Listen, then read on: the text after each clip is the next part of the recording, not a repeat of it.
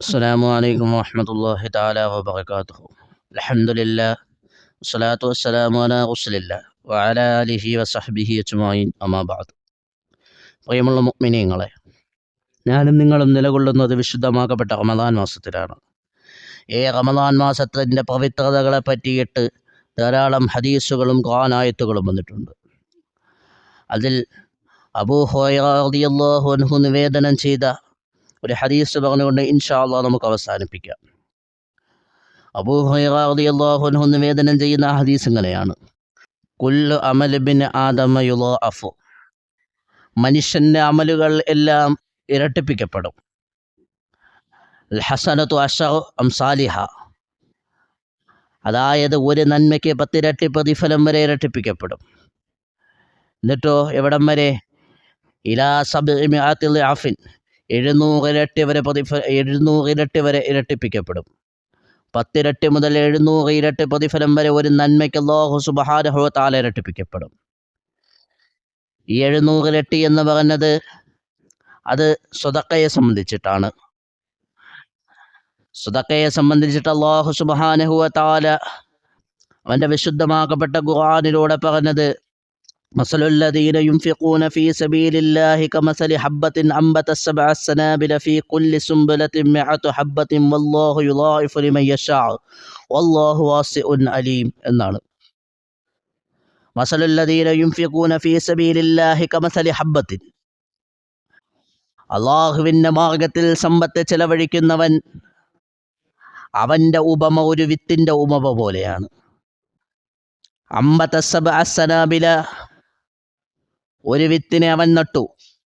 ആ നട്ട വിത്ത് അത് വളർന്നു വലുതായി. ആ വിത്തിൽ നിന്നും 7 കുലകളുണ്ടായി. എന്നിട്ടോ ഫീ കുല്ലി സുംബലത്തിൻ മിഅതു ഹബ്ബത്തിൻ, ഓരോ കുലയിലും 100 വിത്തുകൾ വീതം. അപ്പോൾ നമ്മൾ നോക്കുമ്പോൾ ഒരു വിത്ത്, ആ വിത്ത് നട്ടു, ആ വിത്ത് വളർന്നു വലുതായി. ആ വിത്തിൽ നിന്ന് 7 കുലകളുണ്ടായി. ആ കുലകളിൽ ഓരോ കുലകളിലും 100 വിത്ത് വീതം. അങ്ങനെ 700 വിത്തുകളാണ് ഒരു കുലയിലുണ്ടായത്. ഒരു വിത്തിൽ നിന്നുണ്ടായത് 700 വിത്തുകളാണ്. ഇതുപോലെയാണ് ഒരു പ്രതിഫലത്തിന് അല്ലാഹു സുബ്ഹാനഹു വ തആല 700 ഇരട്ടി പ്രതിഫലം നൽകുന്നത്. എന്നിട്ട് അല്ലാഹു സുബ്ഹാനഹു വ തആല അവസാനിപ്പിച്ചില്ല. വല്ലാഹു യുളാഇഫു ലിമൻ യശാഉ, അല്ലാഹു ഉദ്ദേശിക്കുന്നവർക്ക് അല്ലാഹു പിന്നും പ്രതിഫലം ഇരട്ടിപ്പിച്ചു കൊടുക്കും. വല്ലാഹു വാസിഉൻ അലീം, അല്ലാഹു എല്ലാം അറിയുന്നവനും വിശാലതയുള്ളവനുമാകുന്നു. പ്രിയമുള്ളവരെ, അപ്പോൾ നാം ഒരു നന്മ ചെയ്തു കഴിഞ്ഞാൽ അതിന് 10 ഇരട്ടി മുതൽ 700 ഇരട്ടി വരെ പ്രതിഫലം അല്ലാഹു സുബ്ഹാനഹു വ തആല നൽകുമെന്ന് ഓഫറായി നൽകിയിട്ടുണ്ട്. എന്നിട്ട് ആ ഹദീസിൽ നമുക്ക് കാണാം, ഖാല അല്ലാഹു അസ്സ വജല്ല, അല്ലാഹു സുബ്ഹാനഹു വ തആല പറഞ്ഞു, ഇല്ല സൗമ, ഇത് നോമ്പിനെ സംബന്ധിച്ചിട്ടില്ല, ഇത് നോമ്പിനെ പറ്റിയിട്ടല്ല. കാരണം എന്തേ? ഫൈന്നഹു ലി, തീർച്ചയായും നോമ്പ് എനിക്കുള്ളതാണ്.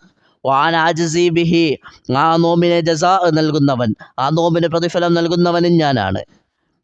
അതിൻ്റെ കാരണം എന്താ? ആ നോമ്പിന് വണ്ണമറ്റ പ്രതിഫലം നൽകുന്നവൻ ഞാനാണ് എന്ന് അല്ലാഹു സുബ്ഹാനഹു വ തആല പറയാനുള്ള കാരണം എന്താ? യദഉ ശഹവതഹു വ തുആമഹു മിൻ അജലി, അവനവൻ്റെ ആഗ്രഹങ്ങളും അവൻ്റെ വിചാരങ്ങളും അവൻ്റെ ഭക്ഷണങ്ങളും അവൻ ഒഴിവാക്കിയത് എനിക്ക് വേണ്ടിയിട്ടാണ്. അതുകൊണ്ടാണ് ആ നോമ്പിൻ്റെ വണ്ണമറ്റ പ്രതിഫലം അല്ലാഹുവാണ് നൽകുന്നത് എന്ന് അല്ലാഹു സുബ്ഹാനഹു വ തആല പറഞ്ഞത്. അത് കഴിഞ്ഞ് നമുക്ക് കാണാം, ലിസ്വാഇമി ഫറഹത്താനി, നോമ്പുകാരന് 2 സന്തോഷമുണ്ട്. ഫറഹത്തുൻ ഇൻദൽ ഫിത്രി, ഒന്ന് നോമ്പ് മുറിക്കുമ്പോഴുണ്ടാകുന്ന സന്തോഷം. പ്രഭാതം മുതൽ പ്രദോഷം വരെ അന്നപാനീയങ്ങൾ പോലും സ്പർശിക്കാതെ അല്ലാഹുവിന് വേണ്ടിയിട്ട് ഇബാദത്ത് ചെയ്തിരുന്ന മനുഷ്യൻ, അവൻ നോമ്പ് തുറക്കുമ്പോഴവനുണ്ടാകുന്ന സന്തോഷം, അതാണ് ഒന്നാമത്തെ സന്തോഷം. രണ്ടാമത്തെ സന്തോഷം ഫറഹത്തുൻ ഇൻദ ലിഖാഇ റബ്ബിഹി, നാളെ അവൻ്റെ റബ്ബിനെ അവൻ കണ്ടുമുട്ടുമ്പോൾ അവനുണ്ടാകുന്ന ഒരു സന്തോഷമാണ് നോമ്പുകാരനുണ്ടാകുന്ന രണ്ടാമത്തെ സന്തോഷം. ഈ ഹദീസിൽ നിന്ന് നമുക്ക് മനസ്സിലാക്കാൻ സാധിക്കുന്ന ഒരു കാര്യമുണ്ട്. യഥാർത്ഥ നോമ്പുകാരന് നാളെ അള്ളാഹുവിൻ്റെ ലിഖാ കാണാനുള്ള തൗഫീക്ക് കിട്ടും. എന്നതാണ് ഈ ഹദീസിൽ നിന്ന് നാം മനസ്സിലാക്കുന്നത്. അള്ളാഹുവിൻ്റെ ലിഖാഇനെ കാണുന്നതിനെ സംബന്ധിച്ചിട്ട് അള്ളാഹുവിൻ്റെ വിശുദ്ധമാക്കപ്പെട്ട ഖുർആൻ പറഞ്ഞത് فمن كان يرجو لقاء ربه فليعمل عملا صالحا ولا يشرك بعبادة ربه أحدا എന്നാണ് അല്ലാഹു സുബ്ഹാനഹു വ തആല സൂറത്തുൽ കഹ്ഫിന്റെ അവസാനത്തിൽ പറഞ്ഞത്. റബ്ബിൻ്റെ ലിഖാഇനെ കാണാൻ ആഗ്രഹിക്കുന്നവർ അവർ നിഷ്കളങ്കമായി അമൽ ചെയ്യട്ടെ എന്നാണ് ആയത്തിൻ്റെ വിശദീകരണം. പ്രിയമുള്ളവരെ, ഏതൊരു മനുഷ്യനും അവൻ ആഗ്രഹിക്കുന്ന ഏറ്റവും വലിയൊരു കാര്യം, അവൻ പ്രതിഫലമായി ആഗ്രഹിക്കുന്ന ഒരു കാര്യം റബ്ബിനെ കാണണം, അള്ളാഹുവിൻ്റെ ലിഖാഇനെ കാണണം എന്നുള്ള ഒരൊറ്റ കാര്യമാണ്. അതിന് സ്വർഗം കിട്ടുന്ന മനുഷ്യനായാൽ പോലും അവൻ ആഗ്രഹിക്കുന്നത് റബ്ബിൻ്റെ ലിഖാഇനെ കാണാനാണ്.